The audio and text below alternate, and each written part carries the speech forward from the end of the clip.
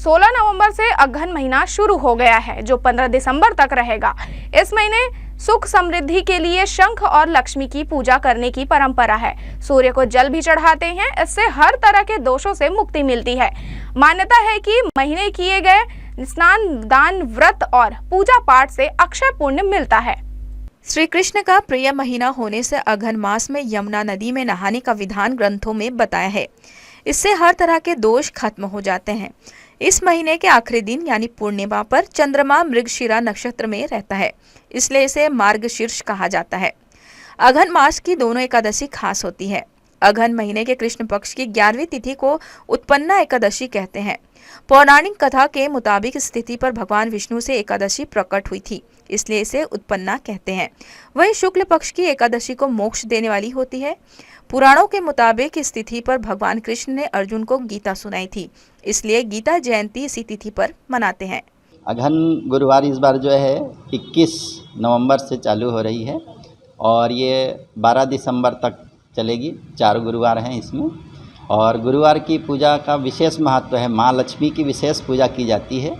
इसके तहत अपना एक दिन पहले बुधवार को ही अपना चावल आटे का उन लोग बना करके जो है घोल जो है उसको पूरा रंगोली जैसा पूरा जैसे तैयार करते हैं, वैसे ही उन लोग पूरा तैयार करते हैं। माँ लक्ष्मी की विशेष रूप से पूजा करते हुए अनेक प्रकार के व्यंजनों को बना करके भोग लगाते हैं। और जो उपवास करते हैं उन लोग एक दिन अपना जो है उपवास करके भोग लगा करके फिर भोजन ग्रहण करते हैं एक टाइम में। और इस विशेष मान्यता के अंतर्गत अब माँ लक्ष्मी की तो मान्यता सभी कोई जानते हैं कि तुम बिन यज्ञ न होवे वस्त्र न होए पाता, इसलिए लक्ष्मी माता की विशेष कृपा होनी चाहिए और अगहन गुरुवार को लक्ष्मी माता के लिए विशेष पूजा की जाती है। जैसे कि हर महीने का विशेष अलग अलग रहता है, वैसे ये अगहन मास का लक्ष्मी जी का विशेष रहता है ना। इसमें अगहन मास के गुरुवार को लक्ष्मी जी का विशेष पूजा करते हैं, तो इसकी तैयारी पहले से ही करते हैं। बुधवार को ही करते हैं और इसकी पूजा 3 टाइम करते हैं। बुधवार की शाम से शुरू करते हैं और गुरुवार को करते सुबह 4 बजे उठ के पूजा करते हैं। नहा धो के दीपक जलाते हैं तुलसी का विधि विधान से। और हमारे छत्तीसगढ़ में ये रहता है कि वो चावल का बना के चीज़ बना के फिर भोग लगाते हैं चावल की चीज़ से। उपवास भी रहते हैं? हाँ, उपवास भी रहते हैं। जो लक्ष्मी जी में भोग लगाते हैं उसको ग्रहण करते हैं भोग प्रसाद समझ के। क्या प्रभाव पड़ता है? कुछ पुण्य मिलता है, कुछ मान्यता है इसकी? कुछ लक्ष्मी जी का विशेष कृपा रहती है। जैसे सावन में सोमवार का करते हैं शिव जी का, है ना, और कार्तिक में विष्णु जी का करते हैं, वैसे ही अगहन में लक्ष्मी जी का विशेष रहता है। हर अपना नाम बता दें। श्रीमती पद्मा पटेल।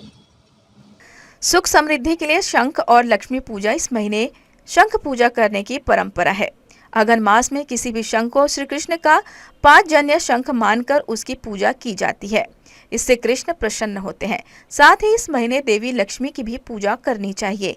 शंख को देवी लक्ष्मी का भाई माना जाता है, इसी कारण लक्ष्मी पूजा में शंख को भी खास तौर से रखते हैं।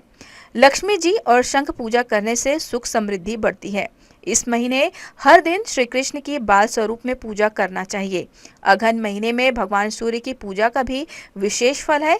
ग्रंथों में बताया गया है कि इस महीने में रविवार को उगते हुए सूरज को जल चढ़ाने से हर तरह के दोष और पाप खत्म हो जाते हैं।